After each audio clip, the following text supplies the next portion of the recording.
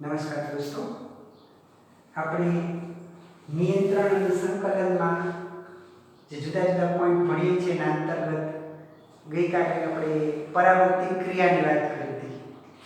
પરાવર્તિત ક્રિયા એટલે એવી ક્રિયા કે મગજના ઐચ્છિક કેન્દ્રોની જાણ બહાર બાહ્ય સંવેદના તરફ ઝડપી પ્રતિચાર દર્શાવવાની ક્રિયા, પણ અનૈચ્છિક રીતે અને ઝડપી પ્રતિચાર દર્શાવવાની ક્રિયા છે એને આપણે પરાવર્તિત ક્રિયા કહીએ છીએ. દોસ્તો, મગજ અને કરોડરજ્જુ છે એ ભગવાને આપણને આપેલી અણમોલ ભેટ છે. આપણે મગજ આપણે યાદ રાખવાનું કામ કરે છે. આટલી સાદી વાત આપણે યાદ રાખીએ તો પણ આપણને ઘણું બધું જાણવા મળશે. સાંભળો કે એક દિવસ તમને સવારના પોરમાં ઉઠ્યા પછી કોઈ વસ્તુ યાદ ન આવે તો કેવી પરિસ્થિતિ થાય? આપણે ક્યાં છીએ, શું છીએ, શું કરીએ છીએ કોઈ આપણને ખબર પડતી નથી. પણ દોસ્તો, આ નાની નાની બાબતોમાં, નાની નાની વાતોની અંદર પણ યોગીઓએ કહેલી અદ્ભુત વાતો પણ જોડાયેલી છે. આપણું કરોડરજ્જુ રહ્યું, એ કરોડરજ્જુના બે ભાગની અંદર એક પોલી નળી આવેલી છે. એ પોલી નળીને યોગીઓ એની ભાષાની અંદર ઈડા અને પિંગલા કહે છે. અને વચ્ચે પણ એક પોલી નળી છે. એ બેની વચ્ચે પણ ઠેઠ સુધી એ વચ્ચેની જે પોલી નળી છે એ નળીને સુષુમ્ના નાડી કહે છે. તો દોસ્તો, એવું કહેવાય છે, યોગીઓ એના અનુભવે એવું કહેતા હોય છે, આપણા વાંચવામાં આવું આવેલું હોય કે આપણો શ્વાસ લઈ અને શ્વાસ આ ઈડા દ્વારા કરોડરજ્જુના નીચેના ભાગમાં એક ત્રિકોણાકાર ગુજરું બનીને પડેલી શક્તિ છે જેને આપણે કુંડલીની કહીએ છીએ, એની ઉપર આઘાત કરવામાં આવે અને પિંગળા નાડી દ્વારા શ્વાસ છે તે બહાર કાઢવામાં વારંવાર આઘાત કરવામાં આવે તો એ કુંડલીની શક્તિ છે, એ શક્તિ દોસ્તો જાગૃત થતી હોય. આ શક્તિ આપણામાં જાગૃત થાય, દરેક વ્યક્તિ આવું કરી શકે. વિવેકાનંદે પણ પોતાના અનુભવથી એનું વર્ણન કરેલું છે કે આવી જો કુંડલીની શક્તિ જાગૃત થાય તો વ્યક્તિને જુદી જુદી પ્રકારના અનુભવ થતા હોય. આ અનુભવ છે તે અનુભવ અવર્ણનીય હોય, એનું વર્ણન મુખ દ્વારા આપણે ન કરી શકીએ. દાખલા તરીકે વ્યવહારમાં ઘણું બધું પરિવર્તન આવી જાય, ભાષામાં મધુરતા આવે અને ધારીએ એ વસ્તુ છે કે આપણે કરી શકીએ એવા સ્ટેજ સુધી કુંડલીની જાગૃત થયા પછી પહોંચી શકાય. જો કે એવું કહેવાય છે કે કુંડલીની જાગૃત થયા પછી ઉર્ધ્વ દિશાની અંદર એ કરોડરજ્જુની મધ્યમાં નાડી છે સુષુમ્ના, એના વડે એ ઉપર ચડતી હોય અને એક પછી એક ચક્ર છે એનું ભેદન થાય અને ઠેઠ એ બ્રહ્મરંધ્રની અંદર પહોંચે ત્યારે મનુષ્યને 3 કાળનું જ્ઞાન થઈ જતું હોય છે. આ એક અનુભવની અને જાતે પોતાની રીતે અનુભવવાની વાત છે. એના અનુભવની વાતો યોગીએ આપણને કરી છે. ટૂંકમાં આવી નાની સરખી પ્રક્રિયાઓ જે છે, નાની વાતો જે હોય આની અંદર, તો દરેક વ્યક્તિઓ છે એ એની આવી શક્તિ છે તે જાગૃત કરી શકે. આપણો ત્યારે કહેવાનો મતલબ એ છે કે દરેક વ્યક્તિની અંદર અદ્ભુત શક્તિ રહેલી છે અને આ અદ્ભુત શક્તિ છે એનો ધારે એટલો અને ધારે તેવો તે ઉપયોગ કરી શકે છે. પણ જો આવી જાગૃત થયેલી શક્તિ છે એ રચનાત્મક દિશાની અંદર વાળવામાં આવે તો વ્યક્તિનો છે તે ખરો વિકાસ થતો હોય છે. એમ તમારી પણ ખરી શક્તિ છે તે જાગૃત થાય અને તમે યોગી અને રચનાત્મક દિશામાં આગળ વધો એવી શુભેચ્છા સાથે આજે આપણું કામ આપણે શરૂ કરીએ. દોસ્તો, આજનો આપણો અભ્યાસ હશે માનવ મગજ, એટલે કે માનવ મગજની આકૃતિ દોરી, એના વિવિધ ભાગો અને એના કાર્યો વિશેની વાત આપણે કરી છે. બીજો આપણો મહત્વનો મુદ્દો હશે કે આવું સરસ મજાનું મધ્યસ્થ ચેતાતંત્ર છે, એટલે કે મગજને કરોડરજ્જુ કેમાં અને કેવી રીતે રક્ષાયેલા છે એની થોડીક વાત હું તમને કહીશ. અને અંતમાં આવા કરોડરજ્જુ દ્વારા કે પછી ચેતાઓ દ્વારા જે ઉર્મિવેગ આવે છે એનો સ્નાયુ કેવી રીતે પ્રતિચાર આપે છે, સ્નાયુ દ્વારા આ ક્રિયા કેવી રીતે થાય છે એના વિશેની વાત આજના પોઈન્ટમાં આપણે કરી છે. એટલી વાત આજે આપણે કરવાના છીએ. દોસ્તો, ગઈકાલે આપણે માનવ મગજમાં એની રચનાની વાત કરી હતી, મનુષ્યના ચેતાતંત્રની. મનુષ્યનું ચેતાતંત્ર છે તે કેટલા ભાગમાં વહેંચાયેલું છે એની આપણે ગઈકાલે વાત કરી હતી. 2 ભાગમાં વહેંચાયેલું છે. મધ્યસ્થ ચેતાતંત્ર જે ઊભી અક્ષે આવેલું છે અને પરિવર્તી ચેતાતંત્ર જે મસ્તિષ્ક ચેતાઓ અને કરોડરજ્જુ ચેતાથી બનેલું છે. મધ્યસ્થ ચેતાતંત્રમાં મગજ અને કરોડરજ્જુ, કરોડરજ્જુ જે છે તે કરોડ સ્તંભની વીંટી આકારની જે રચના હોય એની વચ્ચે હોય. દોસ્તો, હજી ઘણા બધાને સમજવામાં કેટલીક વખત ત્યાંથી ભૂલ થતી હોય છે. એ કરોડ સ્તંભને પણ ચેતાતંત્રનો ભાગ સમજી બેસતા હોય છે. કરોડ સ્તંભ છે તે ચેતાતંત્રનો ભાગ નથી. યાદ રાખો કે આપણું મગજ હોય એ મગજમાંથી પછી નીચેનો જે ભાગ છે એ નીચેનો ભાગ આવો સળંગ રીતે એક આખા લાંબા તંતુની અંદર પરિણમે છે. ચેતાપેશીનો જ બનેલો હોય એને આપણે કરોડરજ્જુ કહીએ છીએ. અને આ કરોડરજ્જુ છે એ હાડકાની બનેલી વીંટીઓ જેવી રચનાની અંદર સુરક્ષિત હોય છે. જે આખો સ્તંભ આપણી પાછળ છે એ આખા સ્તંભને આપણે કરોડ સ્તંભ કહીએ છીએ. એ કરોડ સ્તંભ હાડકાની બનેલી વીંટી જેવી રચનાની હોય એને આપણે કશેરુકા કહીએ છીએ. કશેરુકામાં બે બાજુ આવી રીતે કશેરુકાની પાંખો છે તે લંબાયેલી હોય. એટલે આ જે બધી રચનાઓ અત્યારે દોરો એ રચના રહી તે કંકાલ તંત્રનો ભાગ છે ને તે કરોડ સ્તંભ છે. પણ એની અંદર જે તમને બે લીટીઓ દેખાય છે ને મગજ પછી જે નીચે ઉતારેલી લીટીઓ છે એટલે કે આ લીટી છે આ બે એ આખો આપણા ચેતાતંત્રનો ભાગ છે અને એ કરોડરજ્જુ છે એને કરોડરજ્જુ કહેવાય. આ હાડકાનો બનેલો ભાગ છે એને કરોડ સ્તંભ કહેવાય. અને એમાં અહીંયા બે બાજુએ જગ્યા હોય નાની એને આંતરકશેરુકા છિદ્ર કહેવાય. એ આંતરકશેરુકા છિદ્ર છે ને એમાંથી આવી કરોડરજ્જુ ચેતાઓ છે તે બહાર પડતી હોય. આવી કરોડરજ્જુ ચેતાઓ બહાર નીકળી અને પછી આખા શરીરના અંગે અંગ સુધી આ રચના છે તે ફેલાયેલી હોય. અને બધી જ છે તે આપણા શરીરની અંદર સંવેદના ગ્રહણ કરવાનું અને સંવેદના લઈ જવા માટેનું કામ છે એ ચેતાઓ કરતી હોય. એટલે આ આખો એટલે આપણે જે દોર્યું આ મગજનો ભાગ બધો એ છે તે આપણું ખોપરીની અંદર રક્ષાયેલો હોય અને એની નીચે છે તે કરોડરજ્જુ એ કરોડ સ્તંભની અંદર રક્ષાયેલું હોય. આવી રચના છે તે આપણા મધ્યસ્થ ચેતાતંત્રની હોય. એની ખાલી આપણે વાત કરી કે મધ્યસ્થ ચેતાતંત્ર શેનું બને તો કે મધ્યસ્થ ચેતાતંત્ર આખું ચેતાતંત્ર છે એમાં મધ્યસ્થ ચેતાતંત્ર અને પરિવર્તી ચેતાતંત્ર એવા બે ભાગ હોય. મધ્યસ્થ ચેતાતંત્ર છે એમાં મગજ અને કરોડરજ્જુ આવે અને પરિવર્તી ચેતાતંત્ર છે એમાં મસ્તિષ્ક ચેતાઓ અને કરોડરજ્જુ ચેતાઓ આવે. આટલી બે કાલે આપણે વાત કરી હતી. ગઈ વખતે આપણે અહીંયા વાત કરી. આજે આપણે મગજની રચનાની વાત કરવી છે. કે દોસ્તો હું મગજની આકૃતિ દોરું તમને થોડી કોમ્પ્લિકેટેડ લાગે છે પણ મગજની આકૃતિ છે તે ખરેખર સહેલી છે, વ્યવસ્થિત રીતે દોરી શકાય તેવી. એટલે તમારી સાથે ધીરે ધીરે દોરજો એટલે મગજની આકૃતિ છે તે તમને બરાબર સમજાય. માનવ મગજ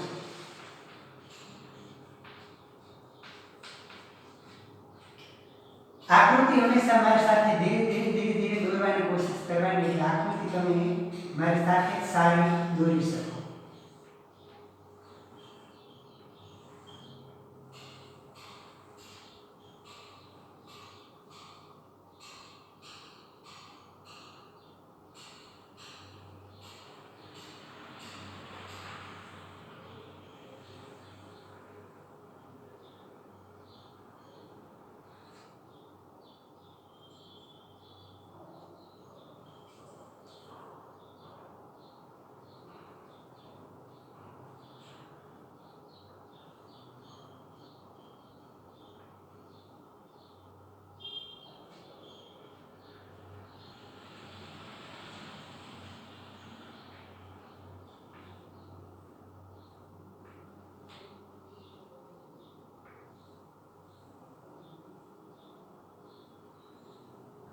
આ બહારનું આવરણ છે. મસ્તક પેટીની અંદર આખું મગજ છે તે રક્ષાયેલું હોય. પછી એની અંદરના ભાગમાં મસ્તિષ્ક આવરણો આવેલા હોય. આજે હું અત્યારે દોરું તે મસ્તિષ્ક આવરણ દોરું છું. મસ્તિષ્ક આવરણ એક ન હોય પણ 3 મસ્તિષ્ક આવરણ આવેલા હોય. પણ આપણે અત્યારે 3 નોખા છે એમ દર્શાવતા નથી પણ આ બધા મસ્તિષ્ક આવરણ આપણે સાથે દર્શાવ્યા હોય એવી રીતે હું આકૃતિ દોરું છું.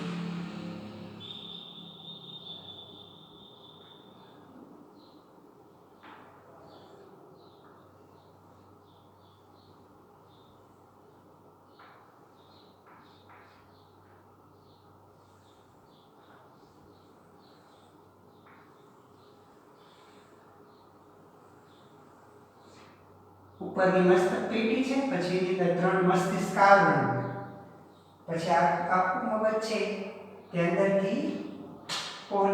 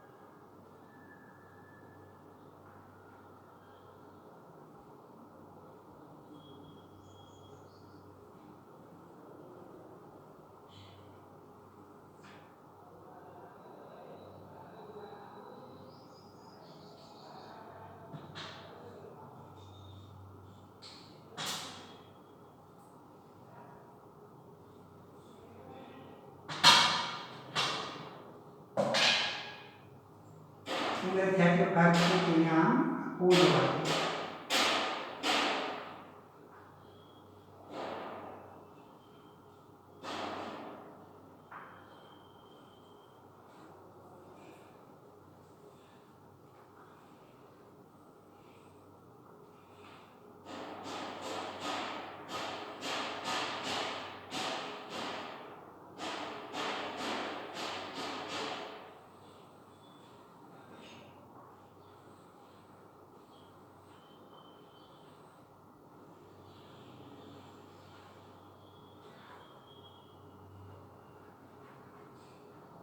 આ આખી નળી જે વેદના છે તેને ઉતરી મૂકે.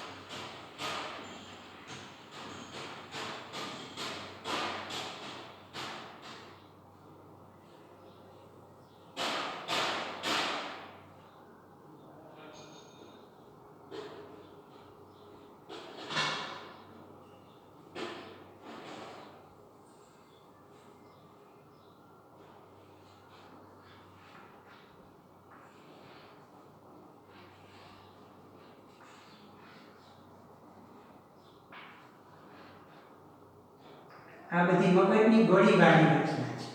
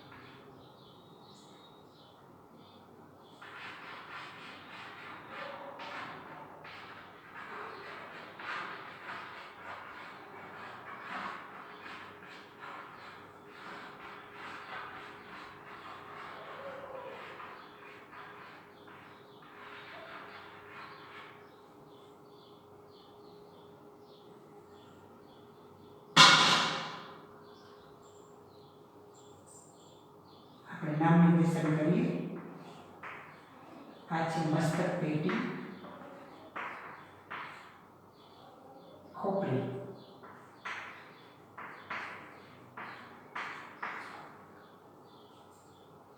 આ છે મસ્તિષ્ક આવરણ,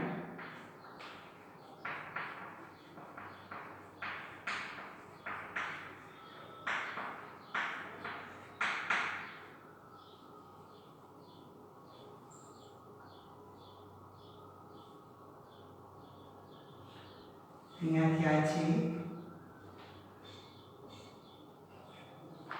મધ્ય મગજ,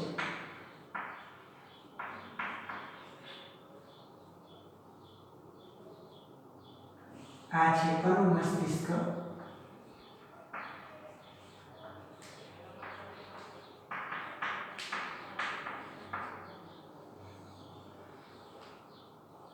આગળનું બધું બૃહદ મસ્તિષ્ક,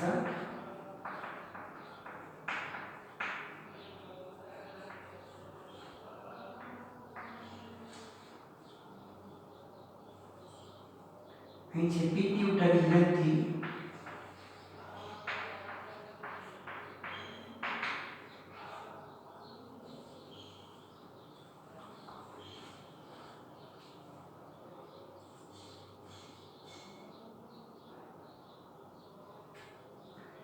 છે હાઇપોથેલેમસ,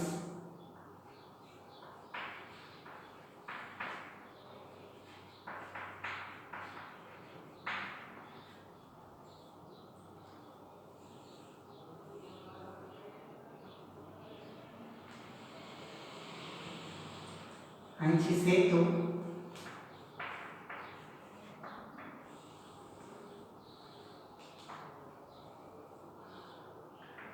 ભાગ છે લંબમજા,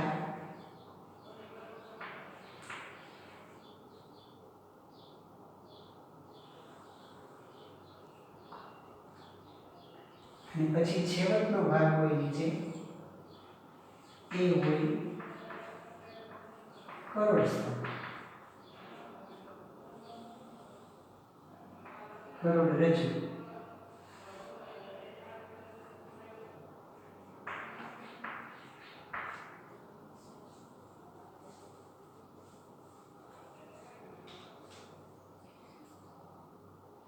દોરાઈ દોસ્તો આકૃતિ નિરાતે વ્યવસ્થિત.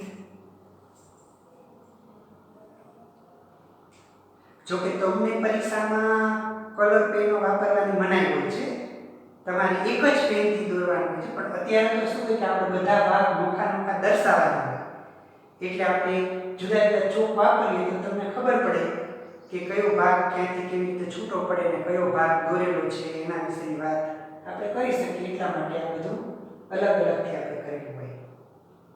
મગજના છે ને દોસ્તો, આપણે મગજની વાત કરીએ. માનવ મગજના મુખ્ય 3 ભાગ છે. પહેલો ભાગ છે એને અગ્ર મગજ કહેવાય, અગ્ર મગજ.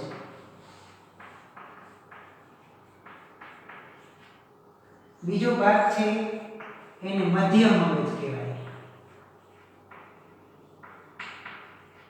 અને ત્રીજો ભાગ છે એને પશ્ચિમ મગજ કહેવાય.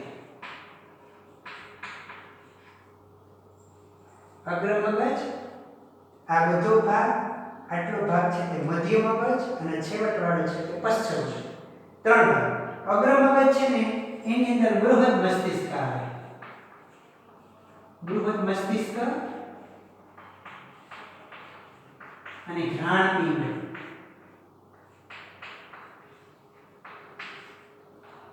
આ છે તે અગ્ર મગજની અંદર આવે, બૃહદ મસ્તિષ્ક અને ઘ્રાણપિંડ.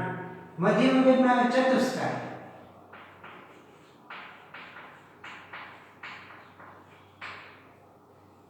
અને પશ્ચિમ મગજમાં 3 વસ્તુ હોય: અનુમસ્તિષ્ક,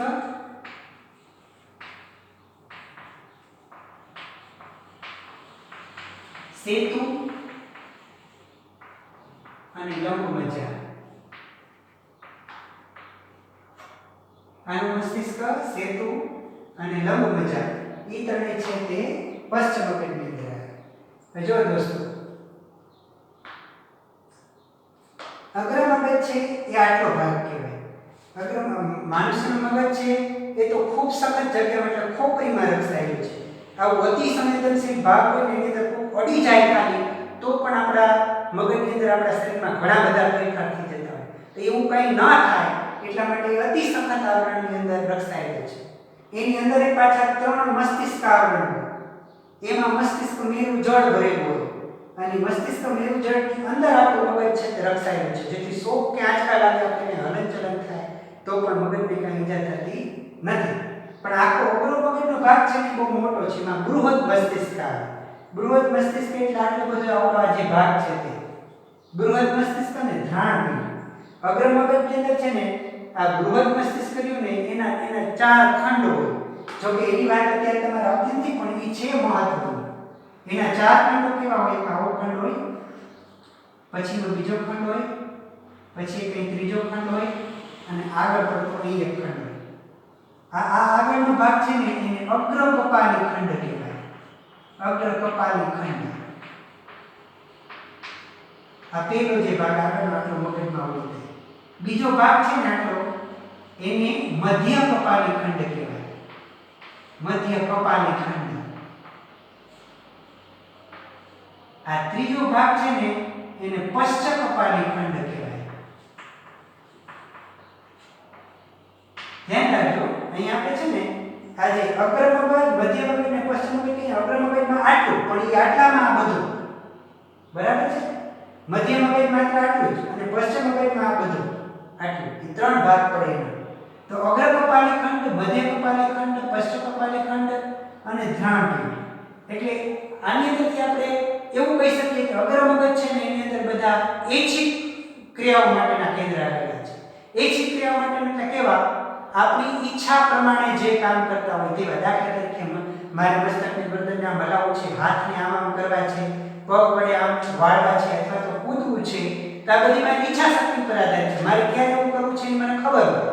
એટલે જે આપણી ઈચ્છા શક્તિના કામ ઉપર હોય એવા બધા માટેના કેન્દ્ર છે ને એ કેન્દ્ર બધા આ બૃહદ મસ્તિષ્કની અંદર આવેલા. અને ઘ્રાણપિંડ છે ને એ મુખ્ય સુગંધનું કામ છે. એટલે સુગંધ સંવેદી સંવેદના છે ને એ બધી આ ઘ્રાણપિંડની અંદર હોય. એટલે બે મુખ્ય કામ એના એ થયા. પણ આની અંદર કેટલાય બધા સંવેદનાગ્રાહી ચેતાકોષ હોય. એ બધા બહારની સંવેદના અંદર લઈ આવતા હોય. પછી વિચારવાનું કામ છે ને એ વિચારવાનું કામ પણ શું કરે? અગ્ર મગજ કરે. ઉપરાંત મેં તમને થોડા ખંડ દર્શાવ્યા છે. એટલે અત્યારે હું નથી તમારા કોર્સમાં, છતાં પણ તમને એક વાત કરું કે અગ્ર કપાલી ખંડની અંદર મુખ્ય વિચારવાનું કેન્દ્ર, મધ્ય કપાલી ખંડ છે ને એમાં તાપમાન, વાસ અને સ્પર્શ. તાપમાન, વાસ અને સ્પર્શના કેન્દ્ર છે. તાપમાનમાં ફેરફાર થાય તો આપણે આ મધ્ય કપાલી ખંડ દ્વારા જાણી શકતા હોય. ઠંડી ગરમીનો અનુભવ કરી શકતા હોય. કોઈ પણ સારી કે ખરાબ સુગંધ છે, વાસ છે, એનો પણ આપણને એના દ્વારા અનુભવ થતો હોય. સ્પર્શ, ટચિંગ ફીલિંગ. કોક આપણને અડે તો પણ આપણને ખબર પડે. ઘણી વખત કયો વ્યક્તિ આપણને અડે છે ને ઉપરથી સ્પર્શથી આપણે ઓળખી જતા હોય કે આ વ્યક્તિ આ જ છે એમ. એટલે તાપમાન, વાસ અને સ્પર્શ એના કેન્દ્રે હોય. પછી આ પશ્ચ કપાલી ખંડ છે ને એમાં દ્રષ્ટિ ચેતા ચોકડી હોય.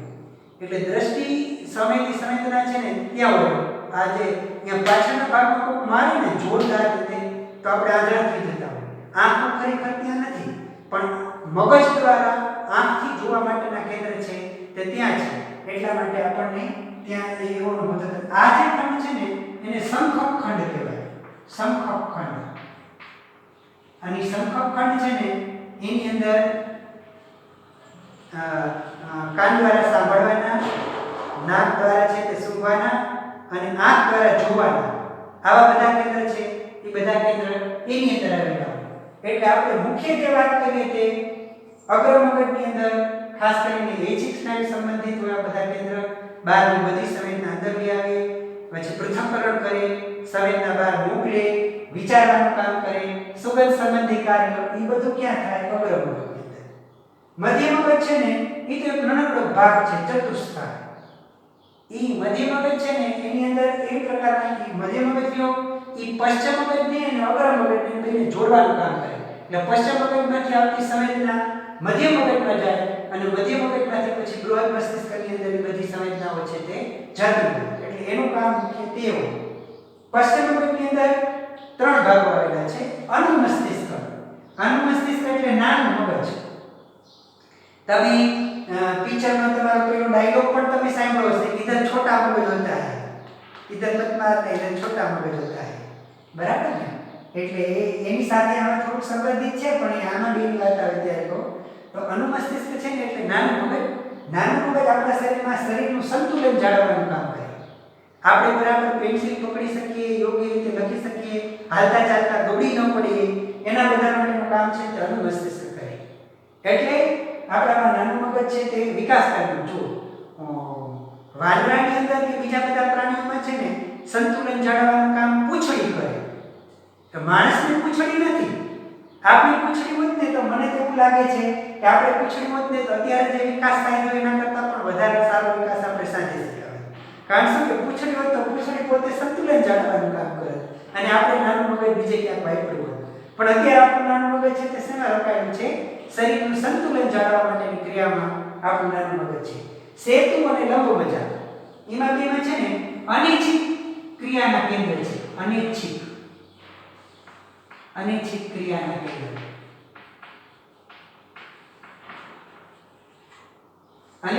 ક્રિયાના કેન્દ્ર એટલે કેવા?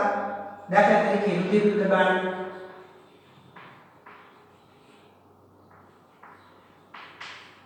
પછી ખોરાક ગળવાની ક્રિયા, હિરકી આવવી,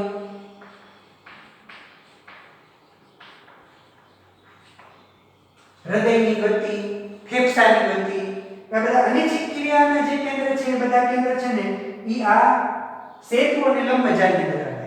એવડા એ શું કરે? જો લંબમજાની ઈજા થાય તો પ્રાણીનું મૃત્યુ થાય, કારણ કે લંબમજાની ઈજા થતા જ આવા અનિચ્છિક ક્રિયાના કેન્દ્ર બધા બંધ થઈ જાય. રુધિરનું દબાણ છે, ગળવાની ક્રિયા છે, હિરકી આવવાની ક્રિયા છે, બીજી કેટલી અનિચ્છિક ક્રિયાઓ જે આપણા શરીરની અંદર બધી થાય છે, મોટા ભાગની ક્રિયાઓ છે એને ઈજા થાય તો એ બંધ થઈ જતી હોય. એટલે લંબમજાની ઈજા થાય તો પ્રાણીનું મૃત્યુ થતું હોય. તો આપણને જ્યારે આમાંથી મગજનું જ્યારે પૂછાય તો બહુ લાંબો કે મોટો પ્રશ્ન પૂછાતો નથી. એ પૂછાય તો આપણને શું કે આકૃતિ સાથે મગજના વિવિધ ભાગોના કાર્ય વર્ણવો.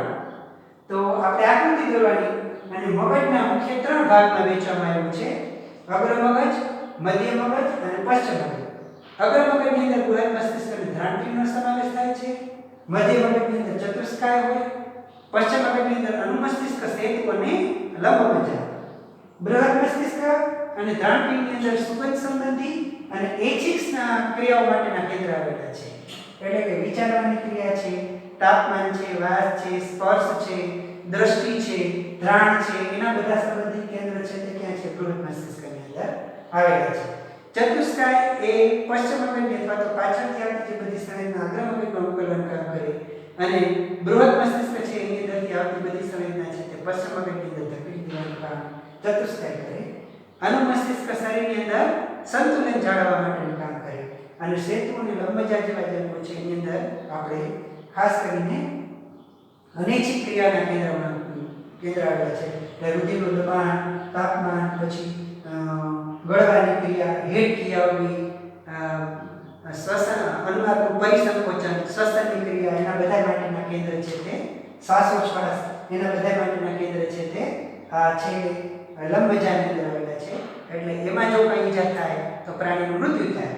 તો આપણે જ્યારે મગજની આકૃતિ સાથે વર્ણન કરવું એમ આપણને કહે તો આપણે એનું વર્ણન ત્યાં કરવું પડે. એટલું વર્ણન આપણે કરવાનું એ તમને બરાબર સમજાયું છે. બરાબર છે દોસ્તો? તો હવે આપણે એના પછીના પોઈન્ટની વાત કરીએ. મધ્યસ્થ ચેતાતંત્રની રક્ષણ વ્યવસ્થા. જો કે મેં આની વાત તમને આ ચલાવતા સાથે કહી દીધી, તમને ધ્યાનમાં આવ્યું છે. એમાં મગજ અને કરોડરજ્જુ, મધ્યસ્થ ચેતાતંત્રની અંદર સમાવેશ કેનો થાય? મગજ અને કરોડરજ્જુ. એના રક્ષણની વ્યવસ્થા કેવી છે? મધ્યસ્થ ચેતાતંત્રના રક્ષણની વ્યવસ્થા. હમણાં અહીંયા આકૃતિ દોરી હતી, આ આકૃતિ પણ છે.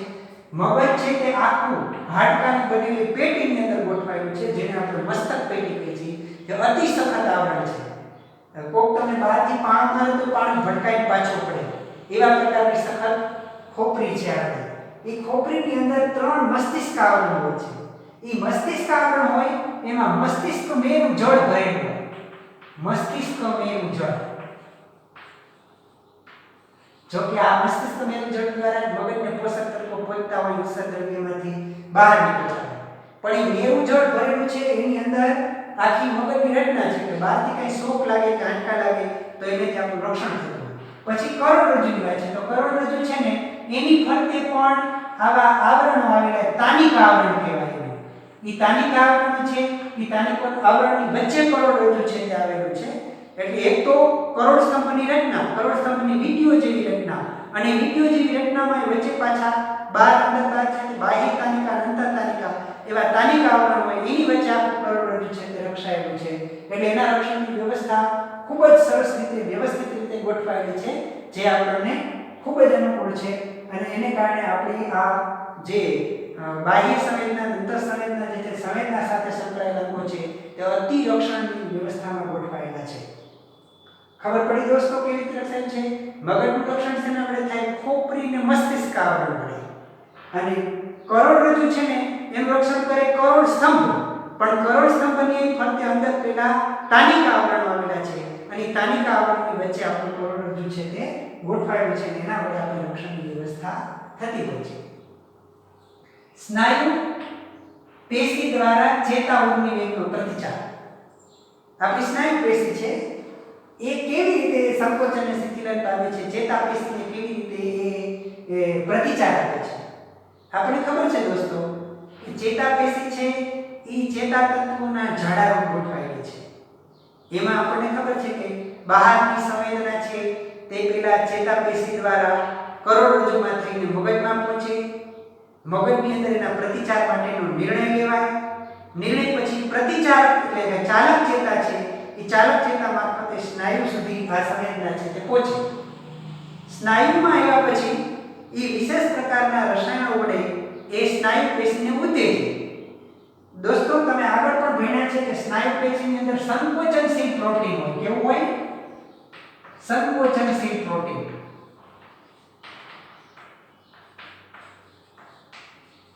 એને કારણે જે ચેતાપેશી છે એના ચેતાતંતુ દ્વારા જે રસાયણ ઉત્પન્ન થાય એ આની અંદર સંકોચનશીલ પ્રોટીનને એ સંવેદના પહોંચાડે.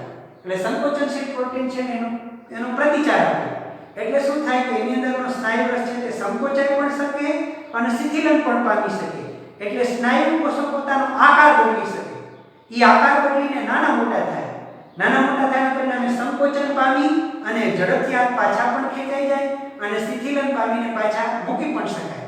કહેવાનો મતલબ શું છે કે જ્યારે ચેતાપેશીના છેવટના છેડા ઉપર આવેલા વિશિષ્ટ પ્રકારના રસાયણો છે એની અસર આ સ્નાયુ પેશી ઉપર થાય ત્યારે સ્નાયુ પેશીનો પ્રતિચાર દર્શાવવા એની અંદર જે સંકોચનશીલ પ્રોટીન છે એ પ્રોટીનમાં ફેરફાર કરી અને કોષના આકારમાં ફેરફાર કરે. અને કોષના આકારમાં ફેરફાર થવાના પરિણામે આપણું જે તે અંગ છે તે પ્રતિચાર દર્શાવે છે. એમ આપણે કહીએ છીએ કાં તો એ પાછું લેવાય, દૂર ખસેડાય, સંકોચન પામે કે શિથિલન થાય. એવું થઈને આના દ્વારા પ્રતિચાર છે તે અપાતો હોય છે. તો દોસ્તો આવી રીતે આપણે સ્નાયુ પેશી એ ચેતાપેશીને ઉર્મી વેગનો પ્રતિચાર આપે છે. સમજાયું દોસ્તો? કેવી રીતે થયું તે ખાસ આપણે ધ્યાનમાં રાખવાનું. ચેતાપેશીના છેવટના તંતુ દ્વારા ઉત્પન્ન થતા રસાયણો જ્યારે સ્નાયુ પેશી પર અસર કરે ત્યારે સ્નાયુ પેશીમાં રહેલા સંકોચનશીલ જે પ્રોટીન છે એને પ્રતિચાર આપવા માટે સંકોચન પામે અથવા તો શિથિલન પામે. એના દ્વારા સ્નાયુ પેશીના કોષો છે એ આકારમાં પરિવર્તન કરે અને પરિણામે એના દ્વારા આપણે આપણા શરીરનો પ્રતિચાર આપી શકતા હોય. દોસ્તો આશા રાખું છું કે આજની આટલી વાત તમને બરાબર સમજાઈ હશે. અને આજનું આપણું હોમવર્ક હશે આકૃતિ દોરી માનવ મગજના કાર્યો છે તે વર્ણવો. અને બીજા આ બે પણ તમારે લખવાના જ કે મધ્યસ્થ ચેતાતંત્રની રક્ષણ વ્યવસ્થા કેવી થયેલી છે. અને ત્યાર પછી સ્નાયુ પેશી દ્વારા ચેતાઉર્મી વેગનો પ્રતિચાર કેવી રીતે થાય છે સમજાવો. આ ત્રણ પ્રશ્નના ઉત્તર આપણે લખવાના છે. દોસ્તો નિયમિત તમારું કામ કરતા રહેજો. આપણે આના માધ્યમ દ્વારા મળીએ છીએ એટલે આપણા જીવંત વાર્તાલાપ જેવું તો ન જ થાય. તો પણ છતાં હું એવી આશા રાખું છું કે તમને જ્યારે કંઈ પણ પ્રશ્ન છે તે થાય ત્યારે મને ચોક્કસપણે વોટ્સએપના માધ્યમથી, ફોનના માધ્યમથી તમે મને કહેજો, જેથી આપણે પ્રશ્નનો ઉકેલ કરી શકીએ અને તમારું શક્ય તેટલા તમામ પ્રશ્ન છે એને ઉકેલીને આપણે આગળ વધી શકીએ. ફરી મળીશું આવતીકાલે. નમસ્કાર.